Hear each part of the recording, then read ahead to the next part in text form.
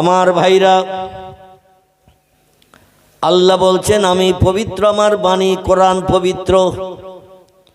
এই পবিত্র বাণী থেকে যদি জ্ঞান অর্জন করতে চাও তাহলে আগে পবিত্রতা অবলম্বন করে নাও। ও পৃথিবীর মানুষ যারা অপবিত্র হয়ে আমার কোরআনে হাত দেবে, শরীয়তের ফতোয়ার কেতাব এসেছে, কেতাবের নাম ফতোয়া দুররে মহতার, কেতাবের নাম ফতোয়া কাজী খান, কেতাবের নাম ফতোয়া মহিদ, কেতাবের নাম ফতোয়া জামে সাগির, কেতাবের নাম ফতোয়া আলমগীর, কেতাবের নাম ফতোয়া মারাকিউল ফালাহ। বিখ্যাত বিখ্যাত ফতোয়ার কেতাবে লেখকেরা লিপিবদ্ধ করেছেন আল্লাহর কোরআনের নাপাক অবস্থায় হাত দিলে লোকটা কাফের হয়। কি হয়? নাপাক অবস্থায় কোরআনে হাত দিলে লোকটি কাফের হয়ে যাবে। আর একটা কাজ করলে ইমানদার মোমেন মুসলমান যদি হয়, পাক্কা ইমানদার, নাপাক অবস্থায় যদি নামাজ আদায় করে, নামাজ বলতে সেজদার কথা বলা হয়েছে। নামাজ পড়তে গেলে প্রথম তাকবীর তাহরিমা বাঁধা হয়, নাই তো নুসাল্লি এইভাবে বলতে হয় না, নিয়ত করে তাকবীর তাহরিমা পড়তে হয়। তাকবীর তাহরিমা বাঁধার পরে সুবহানাকা আল্লাহুম্মা ওয়া বিহামদিকা ওয়া তাবারাকা ইসমুকা ওয়া তাআলা জাদ্দুকা ওয়া লা ইলাহা গায়রুক, এটা পড়ে দোয়া সানা পাঠ করতে হয়। ইন্নী ওয়াজ্জাহতু ওয়াজহিয়া লিল্লাযী ফাতারাস সামাওয়াতি ওয়াল আরদা হানিফা ওয়া মা আনা মিনাল মুশরিকিন, পাঠি পাক করার দোয়া, এটা পড়তে হয়। তাকবীর তাহরিমা বাঁধার পরে এই দোয়ায়ে সানা পাঠ করার পরে এবার তাসমিয়া পড়তে হয়, বিসমিল্লাহ শরীফ। বিসমিল্লাহ শরীফ পাঠ করার পরে সূরা ফাতিহা পড়তেই হবে। লা সালাতা লি ফাতিহাতিল কিতাব, সূরা ফাতিহা ছাড়া কোনো নামাজ আল্লাহর দরবারে কবুল হবে না। এজন্য সূরা ফাতিহা প্রথমেই পড়তে হবে। তারপরে কোরআনের যে কোনো একটা আয়াত, একটা ছোট্ট আয়াত 3টি পড়লেই নামাজ হবে। ছোট আয়াত যদি হয় 3টি, বড় আয়াত হলে 2টি পড়লেই যথেষ্ট, বা আরো যদি বড় লম্বা আয়াত হয় 3-4 লাইনের একটা আয়াত পড়লেই হবে। এক কথায় ফতোয়ার কেতাবে লেখা আছে 33টা অক্ষর। কথা বললাম? 33টা অক্ষর যে আয়াতের ভিতরে আছে ওটা পড়লেই আপনার জন্য ও রাকাতের নামাজ কমপ্লিট। একটু নতুন তথ্য দিচ্ছি, যদিও আপনাদের অনেকে জানাশোনা নাই। জেনেছেন তথ্য? জানেননি? 33টা অক্ষরের একটা আয়াত পড়লেই কিন্তু আপনার আয়াত কমপ্লিট। আমার ভাইরে, এবার সূরা ফাতিহার পরে একটি আয়াত, 2টি আয়াত পড়লেন, লম্বা আয়াত পড়লেন। এবার দেখবেন আল্লাহু আকবার বলে রুকুতে যেতে হয় নাকি? রুকুতে গেলেন সুবহানা রাব্বিয়াল আযীম, সুবহানা রাব্বিয়াল আযীম কবার পড়তে হয়? 3 বার। এই তাসবিহ পড়ার পরে ইমামতি করতে গেলে কমপক্ষে 5 বার 7 বার পড়তে হবে, মুক্তাদিদের যাতে 3 বার পুরো পড়া সহজ হয়। আর একা একা যদি পড়েন 3 বারই এনাফ। পয়গম্বর তিরমিজি শরীফের হাদিসে বলেছেন 2 বার পড়লেও হবে। ইমাম আবু ইসা তিরমিজি রাহমাতুল্লাহ আলাইহি তিনি নকল করেছেন নবীজির জবানে, কোন ব্যক্তি যদি 2 বার পড়ে তাও হবে, তবে মুক্তাদি পিছনে থাকলে তাদের সুবিধার জন্য 5 বার 7 বার পড়তে হয়। কারণ সকলের জবান তো পরিষ্কার না, পড়তে যে একটু সময় লাগে। সবাইকে পড়ার সুযোগ করে দিতে হবে ইমাম সাহেবকে। একা পড়লে আপনি 3 বার পড়লেই এনাফ। এবার সামি আল্লাহু লিমান হামিদা বলে ঠেলে উঠে দাঁড়ালেন, এক তাসবিহ পরিমাণ দাঁড়িয়ে যে এবার আল্লাহু আকবার বলে সেজদায় গেলেন। সেজদায় যে আমরা কি তাসবিহ পড়ি? আলহামদুলিল্লাহ। আপনি প্রথমে আসলে আমার খুব ভালো হতো, মানে আপনার মতো কণ্ঠের আওয়াজ এখন আমি কারো কাছ থেকে পাইনি। সকলে মনে করছে কথা বললেই যদি হুজুর আবার ভুল ধরে, এই চিন্তা ভাবনা করে কথা বলতে যেয়ে আবার টেনে নিচ্ছে জিভ। আপনি একটু জোরে আওয়াজ দিয়েছেন, আমি খুব খুশি হলাম। সত্য কথার আওয়াজ যারা বেশি করে দেবে, আল্লাহ তাদের মাথাটা হাসরের মাঠে সব থেকে উচ্চ করে দেবেন। জোরে বলুন একটু সুবহানাল্লাহ। হাসরের মাঠে সব থেকে লম্বা মাথা কাদের হবে একটু বলেন তো দেখি? চৈতলের মানুষ সব থেকে লম্বা উঁচু হয়ে থাকবে দলের ভিতরে কারা? আলহামদুলিল্লাহ, আলহামদুলিল্লাহ। যারা মসজিদে প্রতিদিন 5 ওয়াক্ত আজান দেয়, আল্লাহর পয়গম্বর বলছেন হাসরের মাঠে সব দলের মানুষ, চাষি তাঁতি কামার কুমোর সুতোর ধোপা নাপিত ডাক্তার কবিরাজ হাকিম জজ উকিল ব্যারিস্টার এমন করে যত সম্প্রদায়ের মানুষ আছে, আলেম হাফেজ কারি মুফতি ইমাম মুক্তাদি, যত দলের মানুষ হাসরে হাজির হবে এক জায়গায়, সব থেকে মাথা উঁচু করে দাঁড়িয়ে থাকবে একটা দলের মানুষ, এদের নাম হলো মুয়াজ্জিন। জোরে বলুন একটু সুবহানাল্লাহ। আর আল্লাহ প্রথম হিসাব শুরু করার আগে, মিজানের দাড়ি পাল্লায় নেকিবদি চাপানোর আগে আল্লাহ বলবেন, মা হাজার রাজুল ইয়াইহাল মালায়েকা, এ ফেরেশতারা, বিভিন্ন প্রসেসের বিভিন্ন দলের মানুষ আজ হাসরে এসে হাজির, কালো সাদা মুদে বিভিন্ন বর্ণের মানুষ আজ এসে হাজির, কিন্তু এই মাথা উঁচু করে দাঁড়িয়ে আছে কিছু লোক, ওরা কারা? ফেরেশতারা বলে, আল্লাহু আ'লামু বিমুরাদিহি, আল্লাহ খবরটা বেশি জানেন, বেশি রাখেন। তবু আমাদের যখন জিজ্ঞাসা করছেন, আমরা যতটুকু জানি ততটুকু তথ্য পরিবেশন করছি। এরা হলো প্রতিদিন মানুষদের ঘুম ভাঙিয়ে কাজকর্মের মহব্বত পরিত্যাগ করে মসজিদে আসার আহ্বান করতেন। এরা হলো মুয়াজ্জিন। জোরে বলুন সুবহানাল্লাহ। আল্লাহ তরফ থেকে কবর থেকে যখন ওরা হাসরে যাবে, ওদের কপাল একটা নূরের জ্যোতি চমকাবে। কিসের জ্যোতি? নূরের জ্যোতি একটা চমকাবে, মাঝে মাঝে জ্বলবে, মাঝে মাঝে নিভবে। দেখবেন অনেক জায়গায় এরকম লাইট জ্বলে নেবে না, বিশ্ব নবীর কপালেও জ্বলতেন ওই লাইট। একটু জোরে বলুন সুবহান। আর এই লাইটটা দেখতে পেতেন মক্কা নগরীর এক ধরনের মানুষ। এই লাইটটা দেখতে পেতেন মক্কা নগরীতে এক ধরনের মানুষ। আচ্ছা, তারা কারা একটু বলতে পারবেন আপনারা? না, হয়নি। এবার একটু তথ্যটা ঘুরিয়ে গেছে, তাই বলে আপনি আর পরে বলবেন না এমন না, মগজে যেটা আছে বলবেন। আমি অধম বসেছি, সংশোধন করব। আমি কিছু আপনাদের কাছ থেকে নেব, আমি কিছু দেব। আমরা সকলের ছাত্র, সকলের শিক্ষক, ঠিক আছে তো নাকি? তো একটা তত্ত্ব ভুলে এসে বলে আর কথা বলবেন না, এটা না। আপনার মগজে যেগুলো আছে, আমি কিছু জিজ্ঞাসা করলে মগজের তথ্যটা দেবেন। সঠিক হলে আলহামদুলিল্লাহ, আর যদি ভুল হয় সংশোধন হবে ইনশাল্লাহ, ঠিক আছে তো নাকি? আমার ভাইরা, বিশ্ব নবীর কপালে একটা লাইট মাঝে মাঝে জ্বলে উঠতেন। এ লাইটটা দেখতো মক্কা নগরীর যুবতী মেয়েরা। কারা? মক্কা নগরীর যুবতী মেয়েরা। এই লাইটটা নবীজির চেহারার দিকে তাকালেই দেখতে পেত জ্বলছে নিভছে, জ্বলছে নিভছে। অন্য সম্প্রদায়ের মানুষেরা খুব বেশি দেখতে পেত না, যুবতী মেয়েরা এই জন্য দেখতে পেত, পয়গম্বর মুহাম্মদের উপরে আকৃষ্ট হওয়ার জন্য। জোরে বলুন একটু সুবহানাল্লাহ। আমার ভাইরা, মরিয়ম নামনি একটি মেয়ে, অরকা বিন নওফালের কন্যা। একটু তথ্য একটুখানি ছোট্ট করে দেই, আসল দিকে আমি আবার এগিয়ে নিয়ে যাব। কোরআনের সম্পর্কে বলেছিলাম, আল্লাহ কোরআনের নাম দিয়েছে কটা বলেছিলাম, মনে আছে? মনে নেই। 36টা। কটা? কোরআন শরীফের আল্লাহ কোরআনের ভিতরেই কোরআনের নাম দিয়েছেন 36টা। এই 36টি নামের কিছু অংশ আমি আপনাদের কাছে পরিবেশন করব। আর নাম এতটা আল্লাহ কেন দিলেন সে সম্পর্কে একটু তথ্য পরিবেশন করব। আর নূরের কথাটা এসে গেছে যখন, একটু তথ্যটা দেই।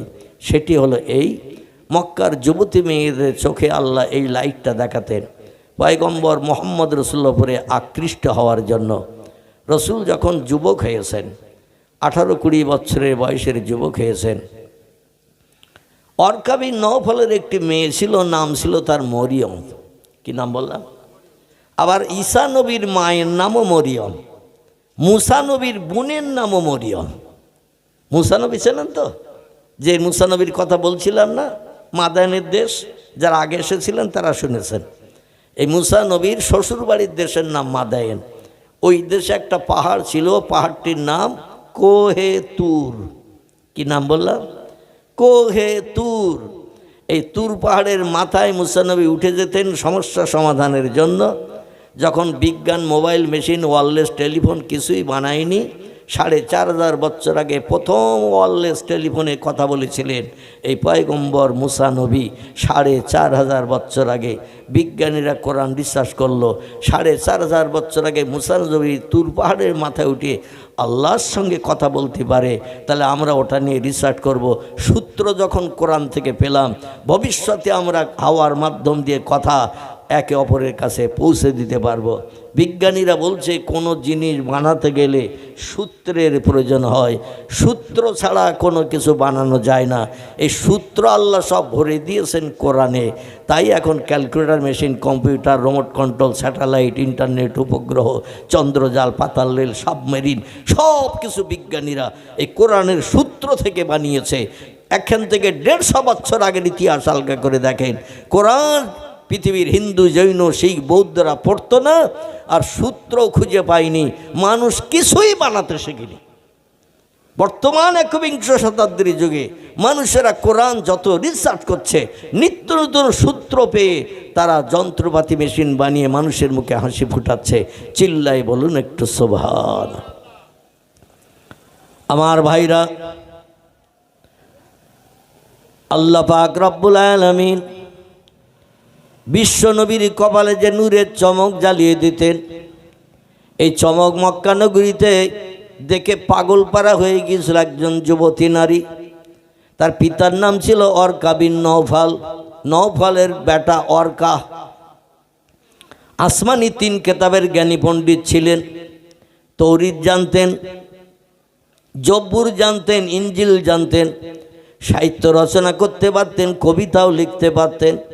মক্কা নগরীতে সবথেকে উচ্চ শিক্ষিত হিসাবে তিনি বিবেচিত ছিলেন। আহলে জাহিলিয়াত যুগের ইতিহাসে এই তথ্য লিপিবদ্ধ হয়ে আছে। উনি ছিলেন মক্কা নগরীতে আবার গোনা পড়ার একজন নামি দামি ব্যক্তিত্ব।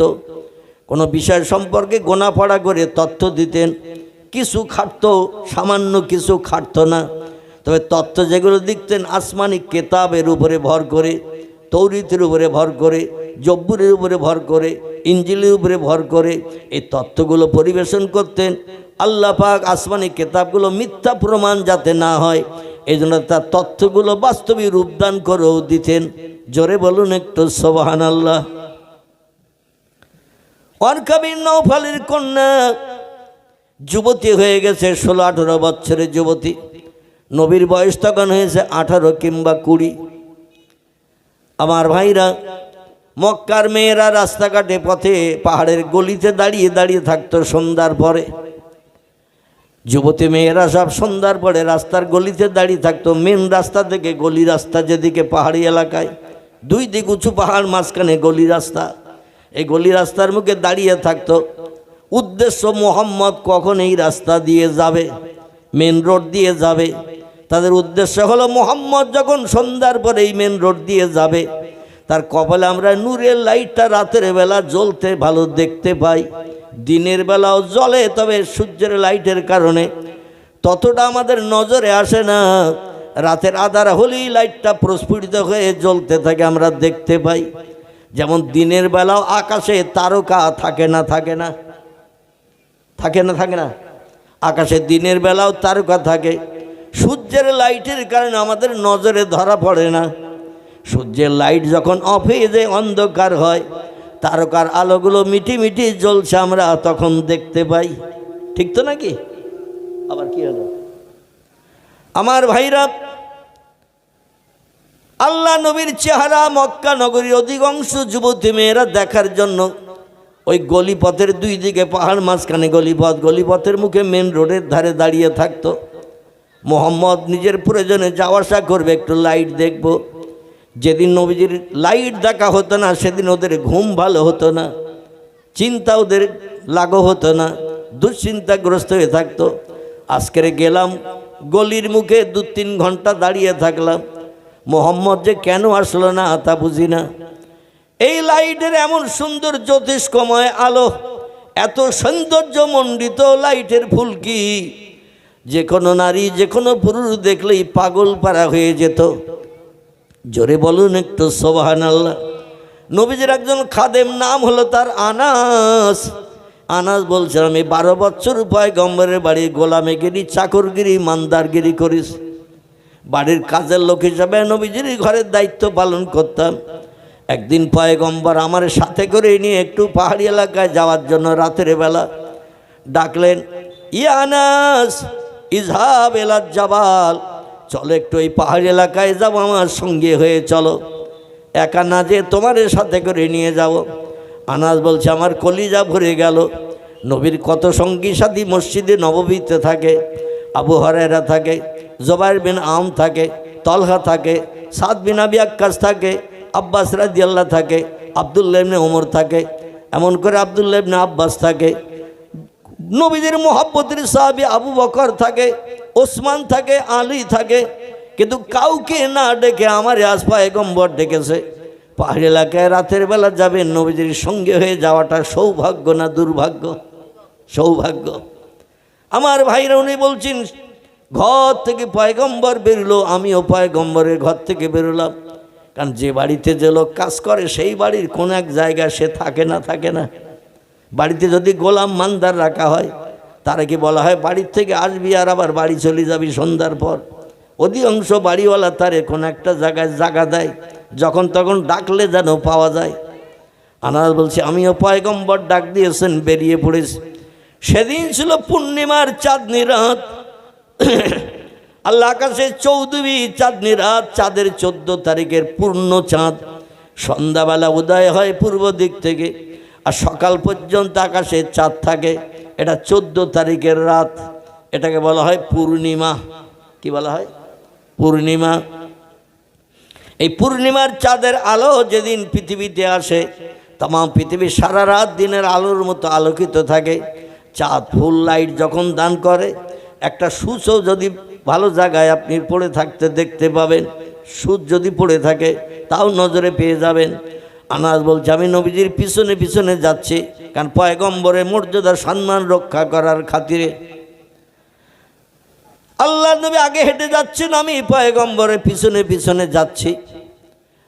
হঠাৎ আমি আকাশের দিকে তাকিয়ে দেখি পূর্ণিমার চাঁদনি রাত, মদিনা যেন দিনের আলোর মতো আলোকিত। পাহাড় পর্বত গাছপালাগুলো সব দূর থেকে দেখতে যাচ্ছে কাছের মতো, দূর থেকে যেন কাছের মতো দেখাচ্ছে।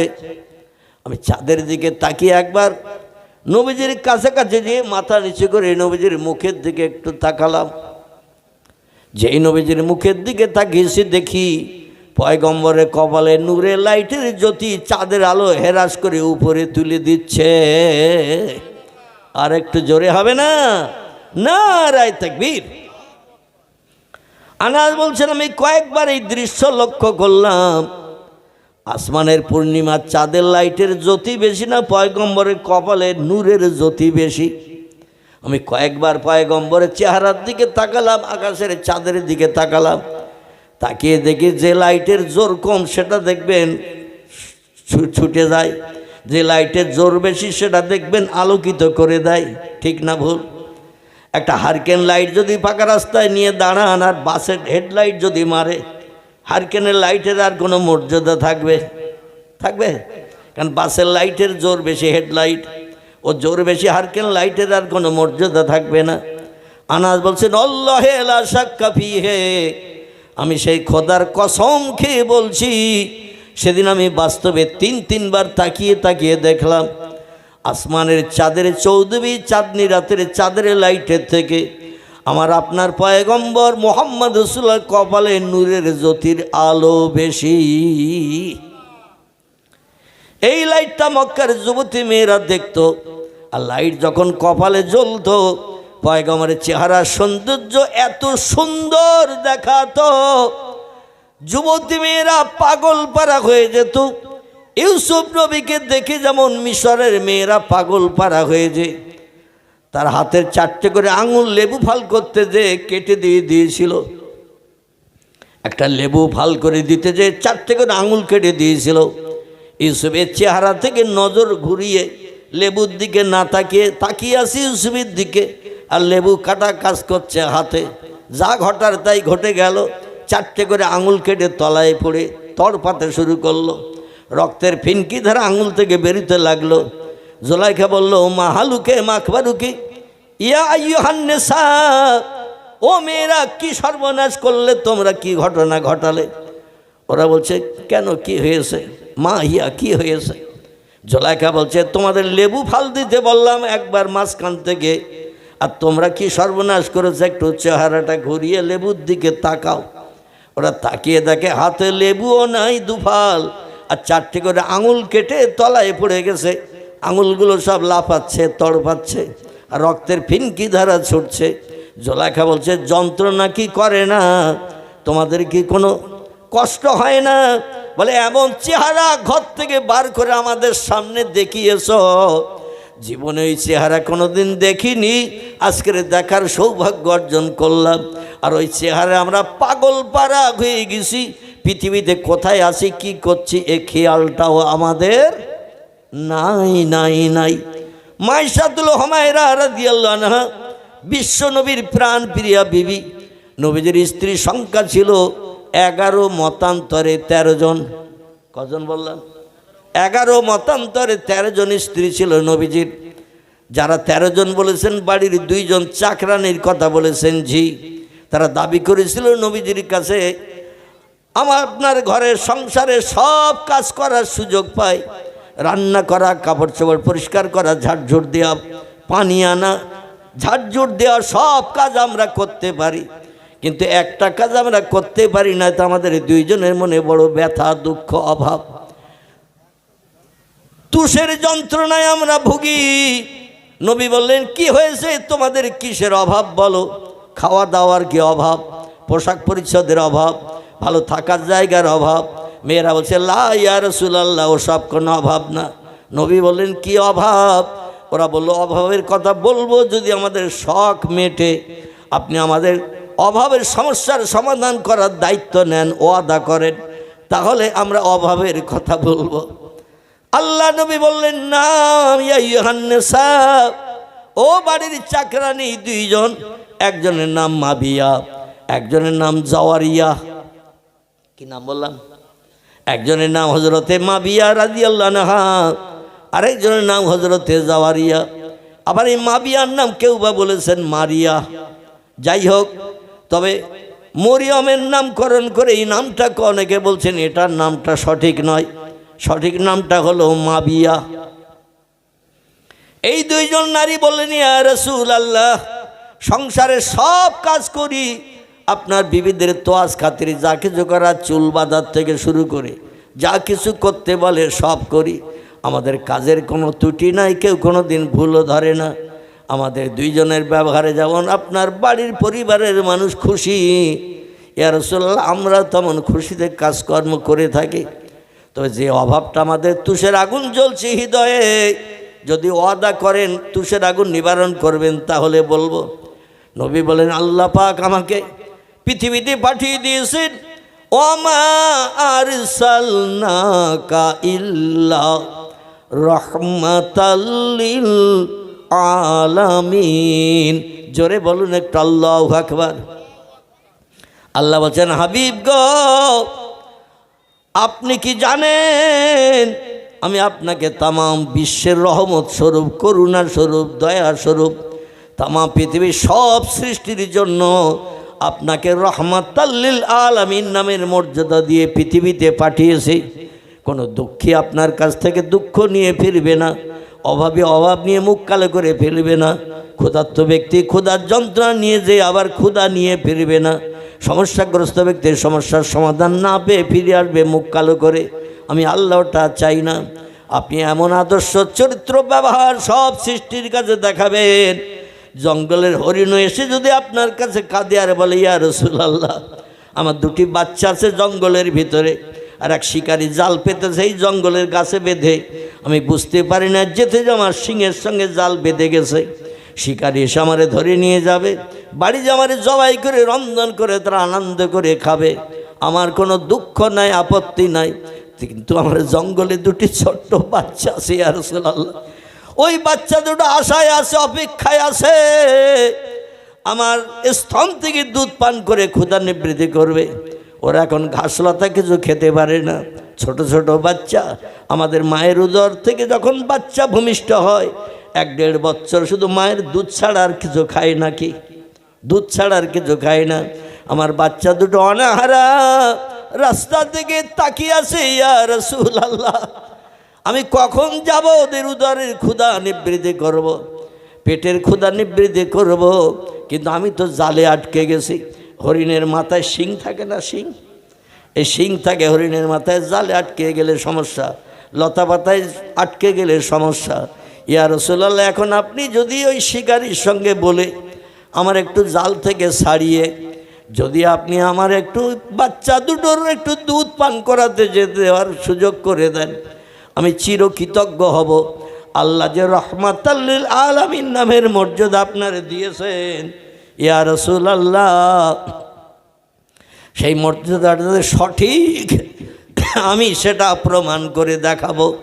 আমি সেটা হাসরের ময়দানে এই তথ্যটা আল্লাহর কাছে প্রকাশ করব, যে মর্যাদা নবীরে দিয়েছেন, নবী বাস্তবে সেই মর্যাদা রক্ষা করে আমার জীবনের দুঃখ দাবি মোচন করে দিয়েছেন। জোরে বলুন একটু সুবহানাল্লাহ। কিছু সময় যেতে না যেতেই নবী চিন্তা করছেন, জালে পড়েছে হরিণ, যে লোকটা জাল পেতেছে সে তো জানে না, লোকটা নিশ্চয় আসবে জাল দেখতে, যেমন জল করে যদি জাল পাতা হয় কিছু সময় পরে দেখতে যায় কিনা জালে মাছ পড়িয়েছে না পড়েনি, অন্যদিকে আবার লাঠিটা দিয়ে বেড়ে বেড়েও করে। আপনার তো জলকার এলাকা নাকি, একদিকে জাল পেতে আরেকদিকে বেড়ে বেড়ি করে না লাঠি টাঠি দিয়ে, মাছ যাতে ভয়তে ছুটে যেয়ে জালে পড়ে। হরিণ কিছু সময় বাদী এসে গেছে, সেখানে এসে দেখে একজন লোক দাঁড়িয়ে আছে আর হরিণটা জালে পড়ে টানা হেঁচড়া করছে। যত টানা হেঁচড়া করে তত জড়িয়ে যায়, জালে মাছ যেমন টানা হেঁচড়া করলে বেশি জড়িয়ে যায়। লোকটি যে বলছি মানান্তাম এসমুকাইয়াখি, আমার জালে হরিণ পড়েছে, জাল আমি পেতেছি, আর আপনি আমার হরিণটা চুরি করে নিয়ে যাবেন বলে এখানে দাঁড়িয়ে আছেন, এদিক ওদিকে দেখছেন। রাসূল বলছেন লা ইয়া আখি, আমি আপনার জালের হরিণ চুরি করে নিয়ে যাওয়ার জন্য আসি নাই। নবীজির জন্ম থেকে আদর্শ ছিল সত্য কথা বলা, গালিগালাজ না করা, কারো গালে অন্যায়ভাবে চড় না মারা। নবীর আদর্শ ছিল বাল্যকাল থেকে কারো মনে অন্তরে হৃদয়ে কষ্ট না দেওয়া। জোরে বলুন একটু সুবহানাল্লাহ। এই জন্য মক্কার শত্রু যারা দুশ্মন, তারাও পর্যন্ত নবীর দুটি নামের সার্টিফিকেট দিয়েছিলেন, একটি হলো আল আমিন, একটি সার্টিফিকেট মক্কার মানুষ ধরে ধরে ডাকত আস-সাদিক, এ বিশ্বাসী, এ সত্যবাদী, আমরা এই সমস্যায় পড়েছি, এসো একটু এসো, আল আমিন এসো, আস-সাদিক এসো, আমাদের এই সমস্যার সমাধান করো। আল আমিন মানে হলো বিশ্বাসী। নবী কোনোদিন বিশ্বাস ভঙ্গ করেনি, কারোর সঙ্গে কথা বলে কথা উল্টো কাজ করেননি। যে কথা দিয়েছেন, কথা বলেছেন, সেটা সঙ্গে সঙ্গে বাস্তবে রূপদান করে মুখে হাসি ফুটিয়েছেন। আমরা কত ওয়াদা করি, দিনের দিন ওয়াদা পূর্ণ করতে যাওয়া তো দূরে থাক, শ্বশুর বাড়ি 11 দিন যেয়ে থাকি, পাড়ার লোক যদি খুঁজেও বেড়ায়, খুঁজে না পায়, যে অমুক ওয়াদা করেছিল আজকের এইটা দেবে, চলো তাকে তো দেখছি না মিটিংয়ে, এখানে একটু তার বাড়ি ঘুরিয়ে আসি। বাড়ি যেয়ে জিজ্ঞাসা করছে আব্দুর রহিম ভাই কোথায়, বলে 11 দিন চলে গেছে শ্বশুর বাড়ি, কবে বাড়ি আসবে জানি না। চৈতন্য এলাকায় এরকম হয় না, হয় এরকম হয় না, মানে দিনের দিন ও শ্বশুর বাড়ি থেকে বাড়ি ফিরে আসে, সব কাজ পরিত্যাগ করে চলে আসে, কারণ কালকে আমার পাড়ায় মিটিং আছে, আমি ওয়াদা করেছিলাম এটা দেব, আজকে সে ওয়াদা ভঙ্গ হয়ে যাবে যদি বাড়ি না যাই। এজন্য হাজার কাজ থাকলেও ছুটে চলে আসে। আল্লাহ নবীর সারাটি জিন্দগি ছিল এই সদ আদর্শের প্রতীক। জোরে বলুন একটু সুবহান। রসুল ডেকে বলছেন ভাই শিকারি, আমি তোমার জালের হরিণ ছাড়িয়ে চুরি করে নিয়ে যেতে আসিনি। বলছে তাহলে, বলছে আমি যাচ্ছিলাম আমার নিজের প্রয়োজনে এই জঙ্গল এলাকা দিয়ে একটু সামনের দিকে, দেখি জালের ভিতরে হরিণটা জড়িয়ে আছে, টানা হাসড়া করছে, আষাঢ় বিচড়ি খাচ্ছে, কিন্তু জাল ছাড়াতে পারছে না, কারণ যত নড়াচড়া করছে জাল আরও বেশি জড়িয়ে যাচ্ছে। তো ইহুদি বললেন আমার পাতা জাল, আমি এখন এই হরিণটাকে ধরে নিয়ে যাব, জাল থেকে ছাড়িয়ে বাড়ি যাব, জবাই করব, বিবি বাচ্চাদের জন্য রান্না করে খাওয়াবো, আমিও খাবো, পাড়া প্রতিবাসীকেও দেব, অর্থের বিনিময়ে বিক্রিও করব।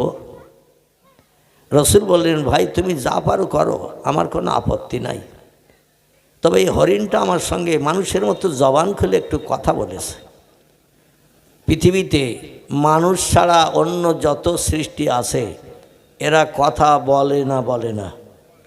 বিড়াল দেখবেন ম্যাও ম্যাও করে, ছাগল দেখবেন প্যাঁ প্যাঁ করে, গরু দেখবেন হুম্বা হুম্বা করে, ব্যাঙ দেখবেন ঘ্যাগর ঘ্যাগর করে, পাখি দেখবেন কিচিরমিচির করে না। আল্লাহ ওই ভাষাই ওদের শিখিয়ে দিয়েছেন, এই ভাষাই তোমরা আমারে ডাকবে। অইন মিন শাইইন ইল্লা ইউসাব্বিহু বিহামদিহি। আল্লাহ বলছে যত সৃষ্টি চোখে দেখতে পাও না, সব সৃষ্টি আমার নামের তসবিহ পড়ে, আমার নামের জপ জিকির করে। লা ইয়াফকাহুনা ইল্লা তাসবিহাহু। ওদের ভাষা মানুষ তোমরা বোঝো না, ওরা ওদের ভাষায় ডাকে আমারে। অন্নাজমু ওয়া শাজারু ইয়াসজুদান। আকাশের তারকারা যে পৃথিবীর গাছেরাও পর্যন্ত আমি আল্লাহ আমার সেজদা করে। অশামসু আল কামারু বিহুসবান। ওই যে চন্দ্র আর সূর্য মাথা উঁচু করলে উপরে দেখতে পাও, তারাও পর্যন্ত আমার হুকুম শুনে দৈনন্দিন পৃথিবীর চতুর্দিকে একবার করে রাউন্ড দিয়ে ঘুরপাক খায়। আজ পর্যন্ত চাঁদ কোনো দিন বলেনি আল্লাহ জ্বর হয়েছে 3 দিন আমি রাতে উঠব না। সূর্য কোনো দিন বলেনি শরীর খারাপ আমি কম্বল ছাড়ব না, আমি মানুষের জন্য লাইট দিয়ে আলো দেব না। বলেছে সূর্য কোনো দিন? বলেছে?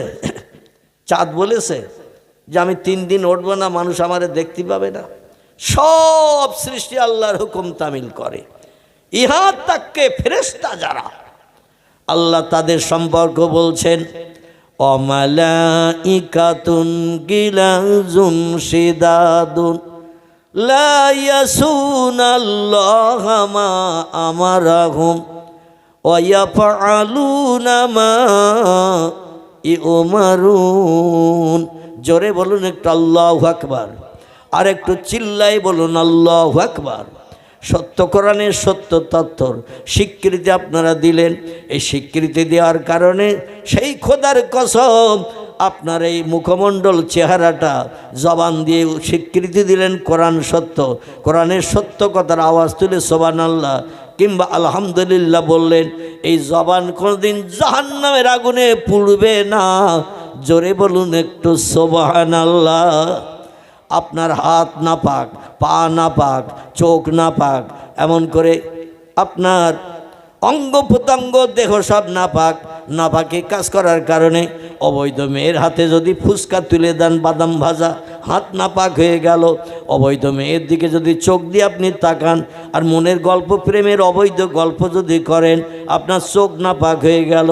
জবান ঠোঁট দিয়ে যদি কথাবার্তা বলেন মোবাইলে, কম্বলের ভিতরে শুয়ে পড়ে, জবানও না পাক হয়ে গেল। কোথাও আমরা তলায় তেঁতুল তলায় ডেকেছে ফোনে, একটু এসো বিশেষ দুটো কথা আছে। আপনি পায়ে হেঁটে হেঁটে যদি আমরা তলায় তেঁতুল তলায় চলে যান অবৈধ মেয়ের সঙ্গে কথা বলতে, আপনার পা না পাক হয়ে গেল। আল্লাহ বলছেন আমার জান্নাত হলো পবিত্র। এই পবিত্র জান্নাতে নাপাক বডির কোনো পারমিশন নাই। নাপাক বডি কোনোদিন জান্নাতে ঢুকবে না যত সময় বডির নাপাকি দূর না হবে। আমাদের কাপড় চোপড়ে ময়লা লাগলে আমরা কি করি?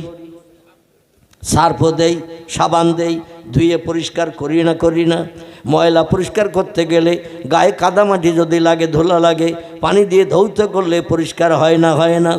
আল্লাহ বলেন তোমাদের নাপাক দেহ ও হাল্লালা হালালাহু ও হাররামা হারামাহু, কোরআনে যেগুলো বৈধ ঘোষণা করেছে সেগুলো বাস্তবে রূপদান না করে ও হাররামা হারামাহু, যে কাজগুলো আমি নিষিদ্ধ খারাপ করেছে, যেগুলো খারাপ বলে ঘোষণা দিয়েছে সেই কাজগুলো তোমরা করেছো, এই জন্য তোমাদের বডি নাপাক হয়ে গেছে। নাপাক বডি জান্নাতে ঢুকবে না, কারণ টোটাল জান্নাতের ভিতরে একটা পেশাব ঘরও নাই, একটা পায়খানা ঘরও নাই, একটা ময়লা ফেলার ডাস্টবিন পর্যন্ত জান্নাতে নাই। আর নাপাক দেহ নিয়ে জান্নাতে ঢুকবে, এটা কোনোদিন হবে না। দেহের নাপাকি ময়লা পরিষ্কার করতে হবে। একটা সাদা জামায় যদি কলার আটার দাগ 11 জায়গায় লাগে, গাবের আটার দাগ যদি 13 জায়গায় লাগে, আর নতুন জামার বাড়ির মেয়েরা যদি বলে এই জামাটা পরে নতুন জামার বাড়ি যাও, মেয়ে বিয়ে হয়েছে 3 দিন আগে, মেয়ে জামাই নিয়ে আসতে হবে আজ 3 দিনের মাথায়, এই জামাটা পরে যাও। কোনো লোক ওই কলার আটার দাগ, গাবের আটার দাগ লাগা সাদা কাপড়ের জামা পরে যাবে তো নাকি? হ্যাঁ, রাস্তায় যদি বার হয় এই দাগওয়ালা জামা পরে রাস্তার লোকেরা চার কাপড় ফেলি দিয়ে বলে চাচার কাজ দেখ, বলবে না বলবে না? চাচার কাজ দেখার জামা পায়নি চাচা, ছেঁড়া জামা পরে আসলো ভালো, কিন্তু এই রকম এত দাগওয়ালা জামা রাস্তায় তো পরে বেরিতে নয়, আবার যাচ্ছে নতুন জামার বাড়ি। চাচা বোধহয় পাগল হয়ে গেছে, মাথা খারাপ হয়ে গেছে। সাধারণ মানুষ বলবে না বলবে না? আল্লাহ বললেন দাগ তুলতে গেলে শুধু সাবান দিলে হয় না, সার্ফ দিলে হয় না। কলারাটার দাগ তুলতে গেলে, এমন করে গাবের আটার দাগ তুলতে গেলে একটু ভ্যানিশের প্রয়োজন হয় না? হয় না? একটু কথা বলেন। একটু ভ্যানিশ লাগে। গাঢ় দাগ তুলতে গেলে ভ্যানিশ লাগে, ভ্যানিশ দিয়ে নাক দিয়ে খুচরে খুচরে ওই দাগ তুলতে হয়, সময় লাগে। আল্লাহ বলছেন যত পারো ময়লা মেখে আমার কবরে এসো, কবর থেকে আবার কোন শব্দ ব্যবহার করে হাসরে হাজির করব। তবে বান্দারা, ময়লা তোমাদের পরিষ্কার করা হবে আগে। ময়লা পরিষ্কার না হওয়া পর্যন্ত জান্নাতের দরজাও দেখতে পাবে না। জান্নাতে ঢুকবে তখন, দেহে ময়লা থাকবে না যখন। এই ময়লা পরিষ্কারের জন্য আল্লাহ পাক একটা সানলাইট, লাইফবয়, ইন্টারন্যাশনাল লাক্স কিংবা গ্লিসারিন সাবান আল্লাহ তৈরি করে রেখেছেন। এ সাবানের নাম কি? এ সাবানের নাম, এই সাবানের নাম জাহান্নাম, তো একটা জায়গার নাম। এ সাবানের নাম আল্লাহ কোরআনে বলছেন কুল্লামা নুদিজাত জুলুদুহুম বাদদালনাহুম জুলুদান গায়রাহা লিয়াযুকুল আযাব। জোরে বলুন একটু আল্লাহু আকবার। আল্লাহ বলছেন এই ময়লা অবৈধ মেয়ের হাতে তুমি তুলে দিয়েছো, ফুসকা দিয়েছো, বাদাম ভাজা দিয়েছো, চকলেট দিয়েছো, কোনো তহবাকি, হাত নাপাক হয়েছে, চোখ দিয়ে তাকিয়েছো, চোখ নাপাক হয়েছে, ঠোঁট দিয়ে কথা বলেছো, ঠোঁট নাপাক হয়ে গেছে, পা দিয়ে হেঁটে আমরা তলায় তেঁতুল তলায় গেছো, পা নাপাক হয়ে গেছে। আমার পবিত্র জান্নাতে নাপাক দেহের কোনো পারমিশন নাই। এই নাপাক দেহের ময়লা পরিষ্কার করতে হবে। এই ময়লা পরিষ্কারের জন্য একটা সাবান বানিয়ে রেখেছি। সাবানের নাম হলো আগুন সাবান। কি সাবান? আগুন সাবান। এই পৃথিবীর জমিনে যে আগুন, এই আগুন দিয়ে সব কিছু এখন পুড়িয়ে যায় না, যায় না। লোহা পর্যন্ত পুড়িয়ে গালানো হচ্ছে, কাঁচ পর্যন্ত পুড়িয়ে গালানো হচ্ছে। বিভিন্ন ঘর বাড়িতে যদি আগুন দেওয়া হয়, পুড়িয়ে সাফ হয় না, হয় না। আগুনের ক্রিয়া সব থেকে বেশি, তাই কিছু মানুষ তারা বলে আগুনের শক্তি সব থেকে বেশি, সব পুড়িয়ে সারকার করে দেয়। আগুন আমাদের প্রভু, যে সব থেকে দামি জিনিস, বড় জিনিস, যার শক্তি বেশি সে প্রভু। পারস্যের অধিবাসীরা, বিশেষ করে পারসিক যারা এরা অগ্নি পূজারক, ওরা আগুনকে স্রষ্টা বলে মান্যতা দেয়। তাই হিন্দু ভাইদের মতো শাসনে চিতায় মরে গেলে ওরা পড়ে না, আমাদের মতো আবার কবরে ওরা কবরস্থ হয় না। ওরা মারা গেলে পারসিক, এরা মারা গেলে এদের কবরও দেয়া হয় না, শাসনও পড়া হয় না, হয় না। মারা যাওয়ার পরে মাজায় দড়ি বেঁধে একটা লম্ব লাঠির মাঝখানে দিয়ে কাঁধে করে নিয়ে ফাঁকা মাঠে নিয়ে যাওয়া হয়। ওখানে যে ফেলে রেখে আসে। আর জীবজন্তু, চতুষ্পদ জীবজন্তু যারা মাংসাশী পশু, এরা ওদের খেয়ে কমপ্লিট করে দিয়ে দেয়। ওরা কবরও যায় না, শাসনে যায় না। হিন্দু, জৈন, শিখ সম্প্রদায় যারা, এরা মরণের পরে শাসনে পড়ে তারা। আর মুসলিম, ইহুদি আর খ্রিস্টান যারা মরণের পরে কবরস্থ হয় তারা। জোরে বলুন একটু আমিন। দুনিয়ার এই যে আগুন সব পুড়িয়ে ভস্মীভূত করে, এই আগুনের থেকে আরো 69 গুণ বেশি কড়া, কঠিন করে আল্লাহ বানিয়েছে জাহান্নামের আগুন। যে জাহান্নাম নামটা বলছেন আপনি ভাই, এই জাহান্নামটা হলো একটা দগ্ধ করার জায়গা। কিসের জায়গা? দগ্ধ করার জায়গা। এই জায়গাটির নাম হলো জাহান্নাম। আর দগ্ধ হবে যে জিনিস দিয়ে, তার নাম হলো নার, তার নাম হলো আগুন। পৃথিবীর আগুনের থেকে আরো 69 গুণ বেশি কড়া করে আল্লাহ আগুন বানিয়েছে। কোনো জিনিস কড়া করতে গেলে দেখবেন একটু জ্বালাতে হয় বেশি করে। কোনো জিনিস হালকা থেকে কড়া করতে গেলে একটু বেশি করে জ্বালিয়ে কড়া করতে হয়, ঘন করতে হয়। যেমন রড জ্বালাই, হালকা গুঁড়ো করা যায়, আবার ভালো করে কড়া করে পাটালিও বানানো যায়, ঠিক কি না? আল্লাহ বলছেন ফেরেশতারা আমার দুনিয়ায় বাস করবে, আমার নেয়ামত খাবে, আমার অনুদান বিবি বাচ্চা নিয়ে সংসার জীবনের সুখ ভোগ করবে। আর আমার মুয়াজ্জিনের আজানে যে বান্দারা কান দেবে না, আমার জমিনে কপাল ঠেকে একটু সেজদা করবে না, নাকে একটু ধুলা লাগাবে না, আমি আল্লাহ তাদের আস্ত ছাড়ব না, আমি আল্লাহ তাদের আস্ত ছাড়ব না। অবশ্যই তাদের উপযুক্ত শিক্ষা দেব। আমার দুনিয়ায় বাস করছ, আমার নেয়ামত খাচ্ছ, আমার অনুদান বিবি বাচ্চা নিয়ে জীবন যৌবনে ক্ষুধা নিবৃত্তি করে সংসার যাপন করছ, আর আমার মুয়াজ্জিনের আজানে কান দেবে না, ওটা কোনোদিন হতে পারে না, হতে পারে না। অবশ্যই আমার কাছে আবার যখন ধরা দেবে, ঘুড়ি যখন হাওয়ায় উঠতে থাকে, ঘুড়ি যখন হাওয়ায় উঠতে থাকে, যত সুতো ছেড়ে দেয়া হয়, ঘুড়ি উপরে ওঠে না, ওঠে না, উপরে ওঠে, উপরের দিকে উঠে ঘুড়ি মাথা নাড়া দেয়। ঘুড়ি বলে, ও লাটাইওয়ালা, আমি হাওয়া এখন বহু উচ্চে উঠে গেছি, হাজার চেষ্টা করলে আমার নামাতে পারবে না, তোমার হাতের নাগালের বাইরে চলে গেছে, আমি এখন স্বাধীন। লাটাইওয়ালা বলে, আর আনন্দ ফুর্তি করিস না, তোর বুকের সুতোর গোলা আমার লাটাইতে বাঁধা, ঠিক না বল? আমার লাটাইতে তোর বুকের সুতোর গোড়া বাঁধা, লাটাইতে যত গোটাবো মাথা নাড়া দেওয়ায় কাজ হবে না, আমার হাতে ধরে আবার নেমে আসতে হবে, ঠিক না বল? আল্লাহ বলছেন, যত বড় রাজা হও, মহারাজা হও, ধনী হও, কোটি কোটি টাকার মালিক হও, যত শক্তি ক্ষমতা তোমার থাক না কেন, ও বান্দা, আমার কাছে তোমার ধরা দিতে হবে। ফাহিয়াকুম সুম্মা ইউমিতুকুম সুম্মা ইহয়িকুম সুম্মা ইলাইহি তুরজাউন। জোরে বলুন একটু আল্লাহু আকবার। আমার ভাইরা, আল্লাহ বলছেন আমি 69 গুণ বেশি কড়া করার জন্য, দুনিয়ার আগুনের থেকে 69 গুণ বেশি শক্ত কড়া করার জন্য ফেরেশতাদের বললাম, ফেরেশতারা এ আগুনকে একটু দুনিয়ার রস জ্বালানোর মতো জ্বালা। খেজুরের রস মাঝে মধ্যে 2-4টে গাছ এখন বেরোচ্ছে না, শীতকাল। আমি তো গতকালকে গিয়েছিলাম জয়নগর হয়ে সেই রামগঙ্গা ঢলা, তো দেখলাম এত সুন্দর করে দোকান সাজিয়েছে জয়নগর দক্ষিণ বারাসাত, মানে সেখানে এমনি দাঁড়িয়ে থাকতে হবে, কেনেন আর না কেনেন, জয়নগরের এই মেয়েরা, এই চুপ কর। জয়নগরের এত সুন্দর করে সাজিয়ে সামনে হাঁড়িতে করে রেখে দিয়েছে, হাঁড়িতে আবার নকশা করে সুন্দর করে ওরা সাদা রঙের উপরে লাল কালি রং দিয়ে দিয়ে এমন নকশা করিয়েছে, একটু না কেনেন তবু দেখতে হবে।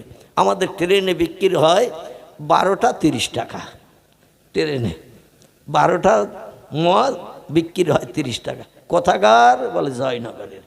আর সে কিনে যেয়ে মদ দাম জিজ্ঞাসা করতেছে, বলতে এক একটা 25 টাকা।